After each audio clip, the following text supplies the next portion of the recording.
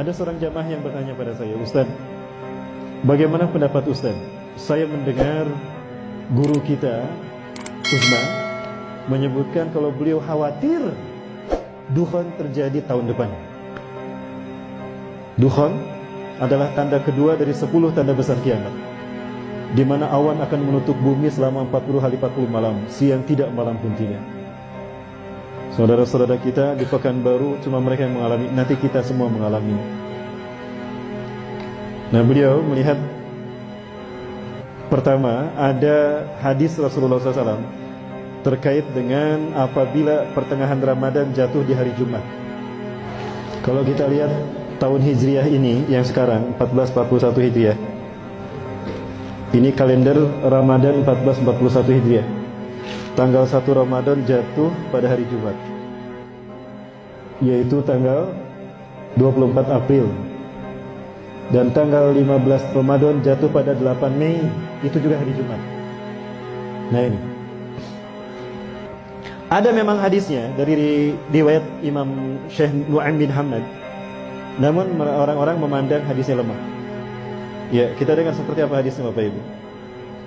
Assalamualaikum warahmatullahi wabarakatuh. Ramadan di tahun ini kita akan mendapati tanggal 15 Ramadan jatuh pada malam Jumat. Mari kita renungkan hadis berikut ini. Rasulullah Shallallahu Alaihi Wasallam bersabda, apabila telah terdengar suara yang dahsyat di bulan Ramadan, maka akan terjadi huru-hara di bulan Syawal. Semua suku akan saling berselisih di bulan Dzulqa'dah, dan akan terjadi pertumpahan darah di bulan Dzulhijjah dan bulan Muharram, dan manusia akan banyak yang terbunuh. Nabi menyebutkan hal tersebut sebanyak 3 kali. Para sahabat pun bertanya, suara keras apakah itu wahai Rasulullah? Beliau menjawab, suara keras yang terjadi di pertengahan bulan Ramadan pada malam Jumat. Suara dahsyat itu mengagetkan orang-orang yang sedang tertidur, menjadikan orang-orang yang berdiri terjatuh. Para wanita-wanita terhempas keluar dari kamarnya. Pada malam Jumat di tahun tersebut banyak terjadi gempa bumi. Jika kalian telah melaksanakan sholat subuh di hari Jumat pada pertengahan bulan Ramadan tersebut, masuklah kalian ke dalam rumah-rumah kalian, tutuplah pintu-pintunya, tutuplah lubang-lubangnya, lindungi diri kalian dengan selimut, tutuplah telinga kalian. Jika kalian merasakan adanya suara yang dahsyat, maka sujudlah kepada Allah dan ucapkanlah Subhanal Quddus, Subhanal Quddus, Rabbanal Quddus. Barang siapa yang melakukannya, niscaya akan selamat, dan yang tidak melakukannya, niscaya akan binasa. Hadis ini diriwayatkan oleh Nu'aim bin Hamad di dalam kitabnya Al-Fitan. Kapankah hal ini akan terjadi? Apakah malam Jumat tanggal 15 Ramadan esok? Wallahu a'lam bissawab. Hanya Allah lah yang maha mengetahui. Ini yang pertama Bapak Ibu sekalian.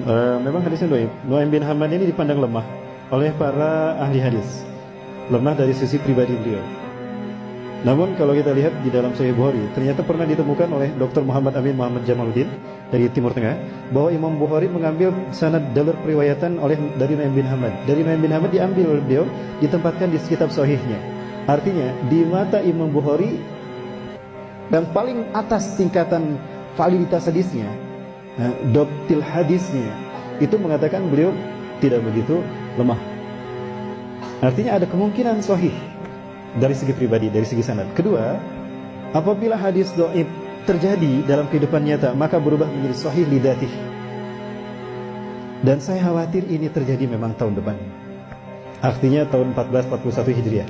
Dan kalau Bapak Ibu lihat, Imam Mahdi kata Rasulullah akan diutus di saat di musim haji banyak terjadi huru-hara, banjir darah sampai bulan Muharram. Tadi hadisnya menyebutkan, ya sesuai dengan hadis sahih yang lain, ternyata hadis ini sama.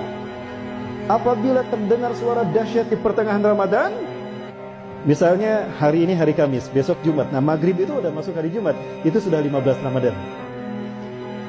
Ya, maka akan terjadi huru-hara di bulan Syawal.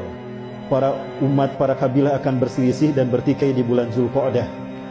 Akan terjadi pertumpahan darah di bulan Muharram dan di bulan Dzulhijjah dan Muharram. Dzulhijjah musim haji. Imam Mahdi akan diutus setelah terjadi banjir darah di Mekah, di sekitar Masjidil Haram dan Ka'bah. akan terjadi banjir darah. Kenapa? Karena ada 3 putra mahkota yang berkelahi, berperang, berebut kekuasaan setelah meninggalnya seorang raja. Apakah tahun depan Raja Salman akan meninggal jika Imam Mahdi akan diutus tahun depan? Wallahu a'lam bishawab. Bapak Ibu, kita mendengar pengawal pribadi Raja Salman meninggal karena ditembak. Itu oleh temannya, katanya cekcok. Itu kamuflase menurut saya. Berita yang terbaru dan terakhir yang saya dapatkan, itu meninggal karena menghalangi Raja Salman dari upaya pembunuhan. Kenapa diberitakan seperti tadi? Untuk menutupi kebenaran hadis ini. Kalau Raja Salman adalah raja terakhir dari Raja Arab yang apabila meninggal akan ada 3 putra mahkota yang berselisih. Itu kata Rasulullah SAW. Yaktatilu salatun inda kanzikum. Akan ada 3 orang laki-laki berperang di sekitar kanzun kalian, Ka'bah kalian. Artinya Ka'bah nanti akan berdarah-darah, Masjidil Haram akan berdarah-darah. Kulum ibnu khalifatin, 3-tiganya putra mahkota, anak raja. Sama la yasiru ila wahidin minhum, tapi tidak satu pun dari mereka yang berhasil menjadi raja. Kenapa? Karena yang jadi raja adalah Imam Mahdi. Imam Mahdi, kata Rasulullah, diutus di usia 40 tahun. Ada satu hadis yang mungkin Bapak Ibu pernah mendengar, mudah-mudahan mendengar.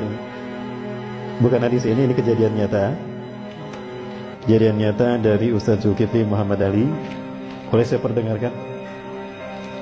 Ustaz Zulkifli Muhammad Ali, guru kita semua, ya, semoga Allah menjaga beliau. Allahu yahfazuh. Beliau pernah menyampaikan kepada kita apa yang beliau alami. 2015 Ustaz Zulkifli Muhammad Ali menyampaikan kepada kita kalau beliau mendapatkan WA dari seseorang di Madinah. WA ini berisi pernyataan, Ustaz, saya Fulan bin Fulan, saya tinggal di Madinah sudah 20 tahun. Saya belajar ilmu hadis di Madinah. Kemudian saya berteman dengan seseorang yang ciri-cirinya persis seperti disebutkan Ustaz tentang Imam Mahdi, baik ciri-ciri fisik ataupun ciri-ciri akhlaknya. Semuanya Ustaz ada pada orang ini. Mulai dari alisnya yang indah, lurus, mulai dari warna kulitnya yang hitam, orang Arab, mulai dari tubuhnya tubuh orang Israel, mulai dari hidungnya yang mancung, aknal anfu, mulai dari bariqas sanaya, mulai dari giginya depannya yang jarang, sampai ada tali lalat di pipi kanan, sampai ada tanda kenabian di punduknya, dan kedua pahanya kecil, sampai detail seperti itu. Aku melihatnya Ustaz, 20 tahun aku berkenalan, berteman dengannya, bersahabat dengannya, dan dia keturunan Rasulullah SAW. Ulama-ulama di Madinah melindungi orang ini. Dan ulama-ulama Madinah mengatakan pada beliau, Anda ini jangan-jangan Imam Mahdi. Kami ridho kalau Anda memimpin kami sebagai Imam Mahdi. Tapi beliau tawadu mengatakan, Ustaz, lastu Mahdiyan, ana ihda minal ansar. Persis seperti apa yang Rasulullah sabdakan, aku bukan Imam Mahdi, aku satu dari orang-orang Ansor. Itu nanti ketika dia menolak untuk dibayar. Itu tahun 2015, usianya 35 tahun. 2015, usianya 35 tahun. Sekarang 2019, berarti usianya berapa? 39 tahun. Imam Mahdi dibaiat di usia 40 tahun. Tahun depan usianya berapa? 40 tahun. Apakah betul berarti beliau hari ini beliau berada di Suriah berjihad bersama kaum muslimin? Orang Indonesia ini diajak oleh beliau untuk ke Suriah, tapi beliau menolak. Aku ingin kembali ke Indonesia karena ladang jihad ke Indonesia. Artinya beliau melihat Indonesia akan seperti Suriah, maka beliau memilih pindah ke Indonesia. Apakah Indonesia memang akan berdarah-darah, Bapak Ibu? Boleh saya memperlihatkan sesuatu? Baik, Bapak Ibu, saya perlihatkan sesuatu yang mudah-mudahan ini menjadi cambuk bagi kita untuk kita bersungguh-sungguh untuk kembali bertobat kepada Allah SWT. Amin. Baik Bapak Ibu, ini seorang mahasiswa mengajukan pertanyaan kepada saya dengan mengirimkan ini. Bapak Ibu, kita lihat ini. Ini ada darah berceceran, dan ini di Ka'bah, samping Ka'bah. Ini rukun Hajar Aswad, betul? Ustaz, kira-kira ini isyarat apa Ustaz? Rasulullah SAW tadi menyebutkan ciri Imam Mahdi diutus apabila terjadi pertikaian sehingga darah tercecer di mata tempat kita tawaf di sekeliling Ka'bah. Setahu kita, Ka'bah ini berbentuk bujur sangkar, betul? Ini disebut rukun Hajar Aswad karena di sini terdapat Hajar Aswad. Rukun itu artinya tiang atau sudut. Disebut rukun Hajar Aswad karena ada Hajar Aswad di sini. Ini disebut rukun Yamani. Disebut rukun Yamani karena sudutnya mengarah ke Yaman. Yang ini disebut rukun Syami karena mengarah ke Syam, ke Palestina, ke Suriah.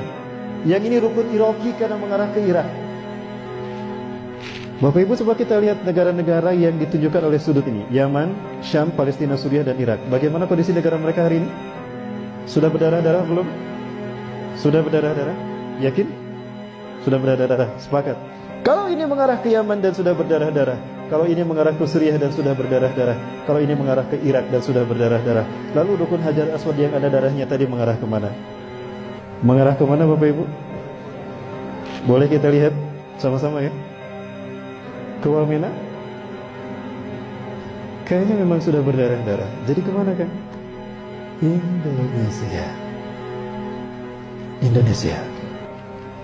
Bapak Ibu, tidak terbayang negara kita akan menjadi tempat terjadinya perang dunia ketiga.